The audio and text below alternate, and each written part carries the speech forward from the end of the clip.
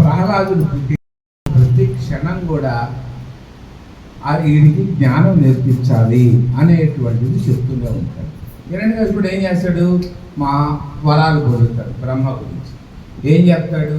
ప్రాణం ఉన్నవాడితో కానీ ప్రాణం లేనివాడితో, పగలు కానీ రాత్రి కానీ, జంతువు చేత కానీ మనిషి చేత కానీ, అంటే 56 ప్రశ్నలు పెట్టేశాడు.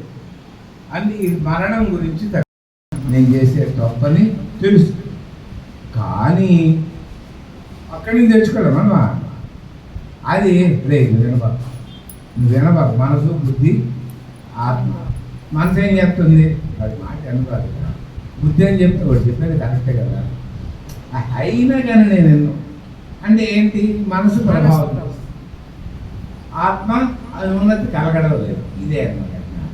ఆ తర్వాత ఏం చేస్తాడు? వెంటనే చాలా రకాల శిక్షలు వేస్తాడు.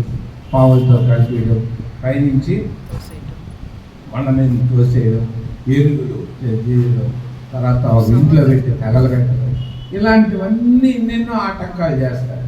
ఎందువల్ల? వీడి యొక్క అహంకారం వల్ల. అన్నిటికీ కూడా అతనికి ఉన్నటువంటి తీవ్రమైన ఏంటంటే, నా గురువు నారాయణుడు, నేను హయ్యర్ పూర్ణాత్మతో కనెక్ట్ అయినాను, నాదేమి లేదు, నేను ఆత్మ స్వరూపుణ్ణి, ఈ శరీరం ఉంటే పోతే అనేటువంటి దృఢ సంకల్పంతో ఎప్పుడైతే ప్రహ్లాదుడు ఉన్నాడో, ఇతనికి ఎలాంటి అన్ని కూడా ఆయన చూసుకుంటున్నాడు. ఎవరు? పూర్ణాత్మ అనుకున్నాం మన జ్ఞానం ప్రకారం. పూర్ణాత్మ చూసుకున్నాడు. ఇంక ఇట్లా కాదు, దీనికి ఎండు పలకాలి అని చెప్పంటే, అప్పుడు ఇన్ని మాట్లాడుతున్నావు కదా, అందరూ నన్ను చూసి దేవుడని పూజ చేస్తున్నారు, నువ్వే నాకు వ్యతిరేకస్తున్నారు, ఇంట్లోనే నాకు వ్యతిరేకం అయిపోయింది, నా పార్టీలో నాకే.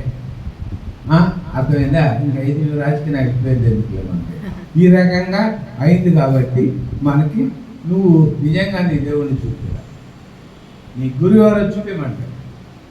అప్పుడు దాకా ప్రశాంతంగా ఉన్నటువంటి శ్రీమన్నారాయణుడికి టెన్షన్ పెట్టుకుంది. ఇన్ని సంవత్సరాలు అదృష్టంగా నేను కాపాడా, ఇప్పుడేమంటాడు మూర్ఖుడు? చూపించమంటాడు.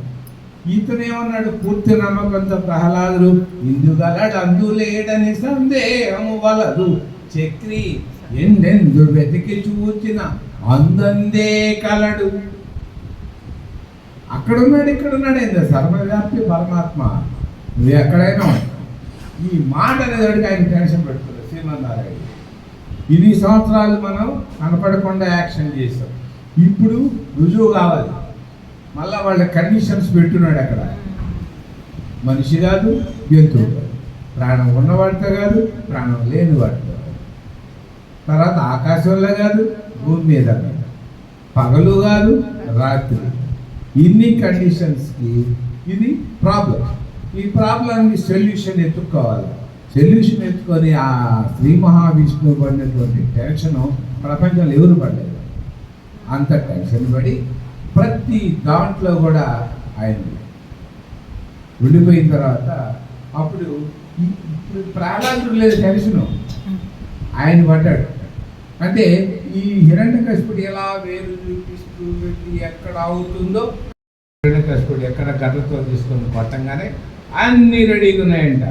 లక్ష్మీదేవి, శంకు చక్ర గదాలు అన్నీ రెడీగా ఉండేవి. ఈయన యొక్క రూపం నరసింహావతారం, నరుడు సింహము రెండు కలిసి, జంతువు కాదు మనుషులు. దేంతో చేశాడు? నఖ అంటే గోల్డ్.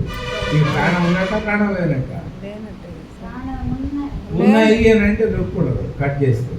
ప్రాణం లేదు అనుకుంటే ఇల్లు కదా, జుట్టు ప్రాణం ఉన్నట్ట లేనట్ట? ఉన్నట్టు లేనట్టు రెండు. జుట్టు కట్ చేస్తాం, ఆటోళ్ళు కదా మాకు కట్ చేసుకో మళ్ళీ వస్తున్నావు కదా, దీనికి లేదా అర్థమైందా? కాబట్టి అది ఉదయం పగలు అద్భుత సంధ్య వేళ, గోధూళి వేళ అంటారు. అటు పగలు కాదు, ఇటు రాత్రి కాదు, 5:45 నుంచి 6 లోపల. బయట కాదు లోపల కాదు, బయట కాదు లోపల కాదు. మరి ఆ పోతన గారు వర్ణిస్తారమ్మా, ఆ యొక్క ఆ ముక్కట గుహలు ఉన్నట్టున్నాయంట. ఆ ముక్కు ముక్కు రంధ్రాలు. మరి ఈ తొడలు కాళ్ళు ఎట్టున్నాయంటే మతపట్టేలు యొక్క కాళ్ళు ఉన్నట్టున్నాయట, అంత ఎత్తులో ఉన్నాయి. తర్వాత వేళ్ళు భయంకరంగా ఉన్నాయట.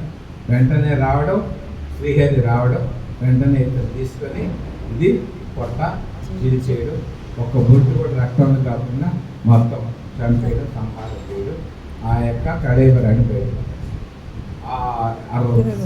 పైశాచిక ఆనందం అంటారు. ఆ రక్తం ఉళ్ళ తగ్గుతున్నారు ఆ శ్రీహరి ఆ క్యారెక్టర్. దీని తర్వాత అక్కడ 33 మంది దేవతలు అందరూ కూడా వచ్చేసారు.